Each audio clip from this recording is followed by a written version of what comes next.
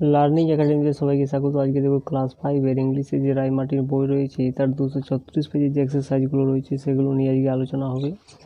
আজকে কোন স্কুল দেখো, আজকে হচ্ছে নবদ্বীপ শিক্ষা মন্দির।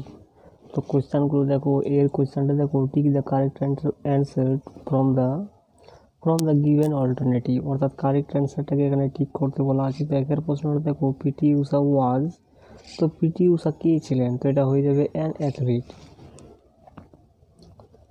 এবারে দুই একটা দেখো, PT Usha made her first national record in, অর্থাৎ পিটি উষা তার ফার্স্ট ন্যাশনাল রেকর্ড কত খ্রিস্টাব্দে করেছিলেন? তো এটা হয়ে যাবে 1977। এই যে এখানে দেওয়া আছে in 1977, she made her first national record in 100 metre sprint in 1977। এরপরে তিন একটা দেখো, পিটি উষা ওয়াজ ফ্রম, অর্থাৎ পিটি উষা কোথাকার ছিলেন? তো হয়ে যাবে কেরালা। এই যে এখানে কেরালা অপশানটা দেওয়া আছে দেখো।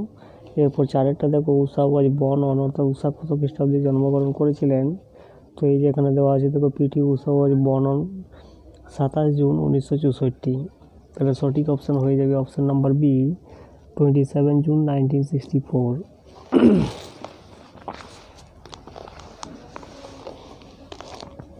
এরপরে বিয়েরগুলো দেখো, write T for true and F for false statement, true ফলসগুলো এই বক্সের ভিতরে লিখতে বলা হচ্ছে। তো কী লিখবে দেখো, PT Usha is neither famous not successful, এটা অবশ্যই ফলস হয়ে যাবে। দ্বিতীয়টা দেখো, the year 1997 is very memorable in Usha's life, এটা কিন্তু ট্রু হয়ে যাবে। এরপর তিনটা দেখো, she made her first national record in the 100 metre sprint, এটা কিন্তু ট্রু হয়ে যাবে।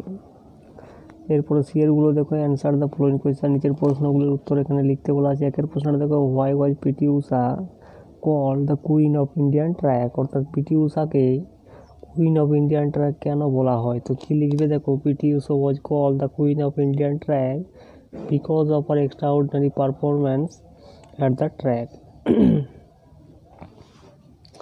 এরপরে দুই একটা দেখো, what obstacle did PT Usha face in her early childhood, অর্থাৎ কোন বাধাটা পিটি উষা তার ছোটোবেলার সময়, অর্থাৎ শিশুবেলার সময় কী করেছিলেন? ফেস, মুখোমুখি হয়েছিলেন। তো কী লিখবে দেখো, PT Usha was affected by ill health in her early childhood, thus she faced obstacle in her early childhood. তিন একটা দেখো, how old was Usha when she made her first national record, অর্থাৎ যখন তিনি ফার্স্ট ন্যাশনাল রেকর্ড করেছিলেন তখন তার বয়স কত ছিল? পিটি উষার বয়স কত ছিল? উত্তরটা এইভাবে লিখবে দেখো, Usha made her first national record in 1977 when she was just 13 years old, অর্থাৎ তখন তিনি 13 বছর বয়সী ছিলেন।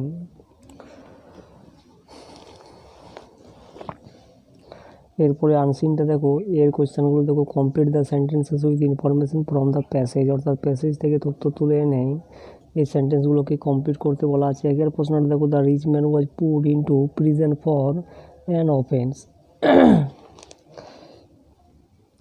এই যে এখানে দেওয়া আছে দেখো, once the man was put into prison for an offence. তো দ্বিতীয়টা দেখো, দ্য বার্ড কুড স্পিক, অর্থাৎ পাখিটা কথা বলতে পারতো, এই যে এই লাইনটাতে দেওয়া আছে দেখো, বার্ড কুড স্পিক।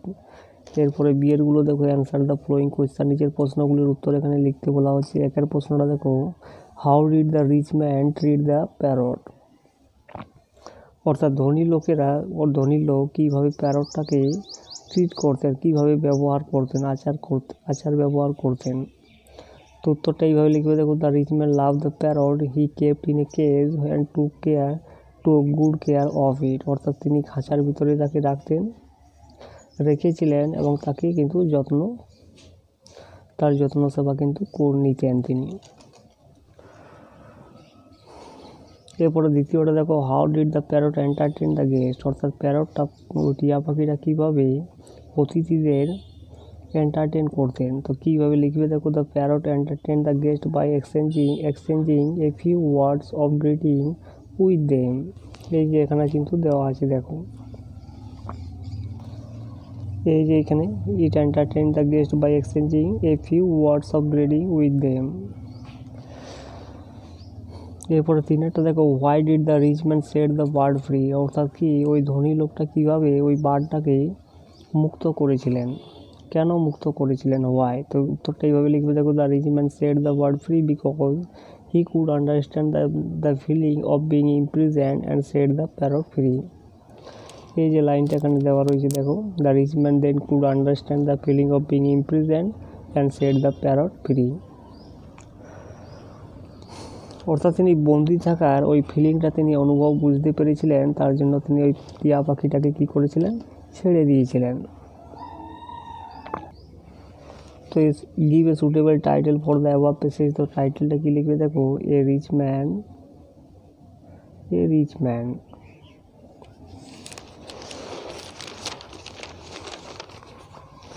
এরপরে দেখো গ্রামার অ্যান্ড ভোকাবুলারিগুলো দেখো, 3 দাগের A, underline the pronouns in the following sentences. প্রোনাউনগুলোকে এখানে আন্ডারলাইন করতে বলা হচ্ছে। তো প্রোনাউনটা কী হবে দেখো, এখানে উইটা হয়ে যাবে প্রোনাউন, আর দ্য নার্স, দ্য নার্সটা প্রোনাউন এখানে হবে না, হার হয়ে যাবে প্রোনাউন। এবং এখানে কি হবে, স্টুডেন্টস, স্টুডেন্টস দেয়ারটা হয়ে যাবে প্রোনাউন। এরপরে বিয়েরগুলো দেখো, fill in the blanks with appropriate articles and preposition. Appropriate article preposition দিয়ে এই ব্ল্যাঙ্কগুলোকে ফিল করতে বলা হচ্ছে। একের প্রশ্নটা দেখো, his father is an MBBS, he always speaks the truth, there is a vase on the table.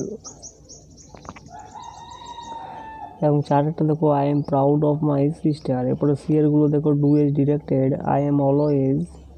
এখানে কি করতে বলা আছে দেখো, আন্ডারলাইন দ্য অ্যাডভার্ব। অ্যাডভার্বটাকে আন্ডারলাইন করতে বলা আছে, তাহলে অলওয়েজটা হয়ে যাবে এখানে অ্যাডভার্ব। দুইয়েরটা দেখো, the phone Rings, present indefinite form দিয়ে এখানে এই ব্ল্যাঙ্কটাকে ফিল করতে বলা হচ্ছে, তো কী হয়ে যাবে, রিংস। এরপরে 3 নাম্বারটা দেখো, দ্য নিউজ ইজ ট্রু। নিউজটা হচ্ছে সিঙ্গুলার একটা ওয়ার্ড, তার জন্য হবে ইজ। এরপরে 4এরটা দেখো, Susan can you please pass me the paper asked Robert. তো এটা পাংচুয়েট করতে বলা আছে, তো কী হবে দেখো, Susan can you please pass me the paper asked Robert. এটা একটা কিন্তু ডাইরেক্ট স্পিচ।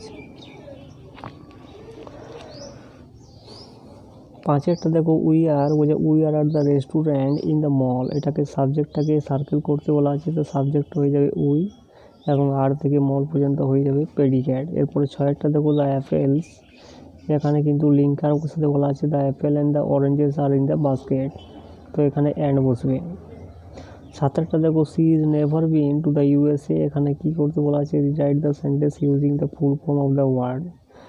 অর্থাৎ ফুল ফর্ম এখানে করতে বলা আছে, তাহলে কী হবে, এখানে she has never been to the USA।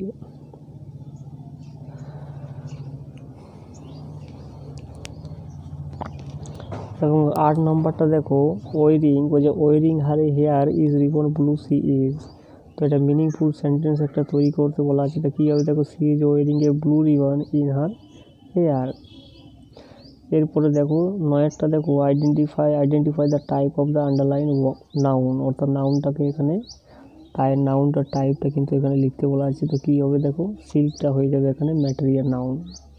এরপরে ডিয়ারগুলো দেখো, write the opposite of the following word. এখানে অপোজিটগুলো লিখতে বলা আছে, উইকটা হয়ে যাবে স্ট্রং, ফ্রিটা হয়ে যাবে ক্যাপটিভ। এরপরে ইয়েরগুলো দেখো, translate the following sentence S into English. অর্থাৎ এই সেন্টেন্সগুলোর ট্রান্সলেট করতে বলা হচ্ছে। তো একটা দেখো, আমার কোনো মোবাইল নেই, তো কী হবে দেখো, I have no mobile phone.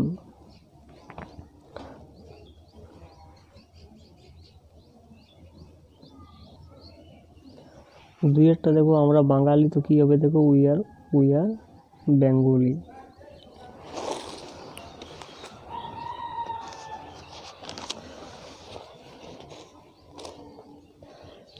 এরপরে রাইটিংটা দেখো, write a short story using the following hints. অর্থাৎ নিচের দেওয়া হিন্ট থেকে একটা শর্ট স্টোরি রাইটিং লিখতে বলা আছে। Give a suitable title and moral to the story. একটা সুটেবল টাইটেল লিখতে বলা আছে, এবং লাস্টে মোরালও কিন্তু লিখতে বলা আছে। তো কী লিখবে দেখো,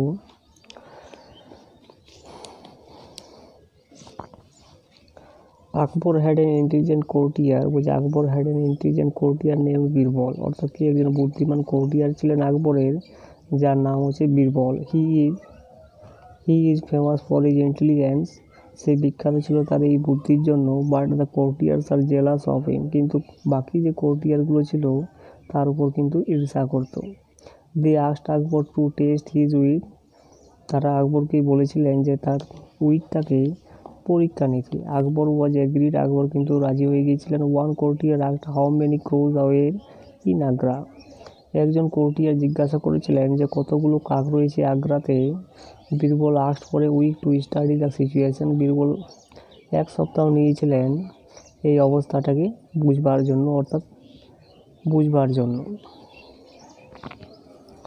everybody Birbal went on the terrace looking at the crows, অর্থাৎ প্রত্যেকে কী করেছিলেন, এভরিডে অর্থাৎ প্রত্যেক দিন বীরবল ওই টেরেসে যেতেন এবং লুকিং অ্যাট দ্য ক্রোজ অর্থাৎ কাকগুলোকে তাকাতেন।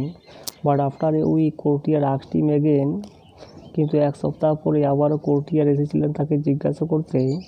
তো সেম কোয়েশ্চান, ওই সেম কোয়েশ্চানটা জিজ্ঞাসা করতে আবারও কিন্তু এসেছিলেন। বীরবল রিপ্লাইড, বীরবল উত্তর দিয়েছিল that there were as many crows as the number of hairs. সেখানে কিন্তু এই যতগুলো কাক রয়েছে,